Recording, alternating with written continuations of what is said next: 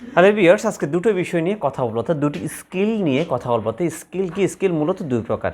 প্রথম নম্বর স্কিলটা হচ্ছে স্ট্যাটিক স্কিল এবং দ্বিতীয় নম্বর যে স্কিল সেটা হচ্ছে ডাইনামিক স্কিল। স্ট্যাটিক স্কিলটা মূলত কি? যে কাজটা আপনি একবার শিখে ফেলেছেন, মুখস্থ করে ফেলেছেন, সেটা আপনি জানেন, সেকেন্ড টাইম আপনাকে মুখস্থ করে বা শেখার কোনো কিছু নেই। যেমন আপনি যুগ অঙ্ক পারেন, 2+2=4, তাহলে সেটা একবার শিখে ফেলেছেন, নতুন করে জানার আর কোনো কিছু নেই।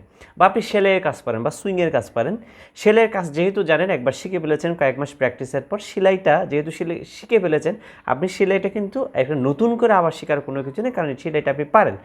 এই যে জিনিসটা আমরা একবার শিখলাম এবং একবার শিখে আমরা আস্তে আস্তে করলাম, এটা করতে পারি, সেটাকে বলে স্ট্যাটিক স্কিল।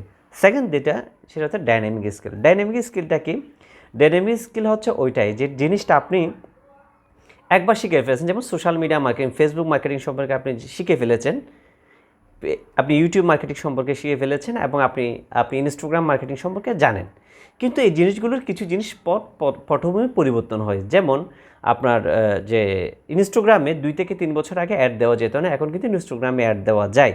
এই যে এখন যে দেওয়া যায় সেটা কিন্তু আপনাকে আগের যে মুখস্থ বিদ্যা যা ছিল সেটা দিয়ে কিন্তু হবে না। এটার সাথে আপনাকে প্রতিনিয়ত কাজের সাথে লেগে থাকতে হবে।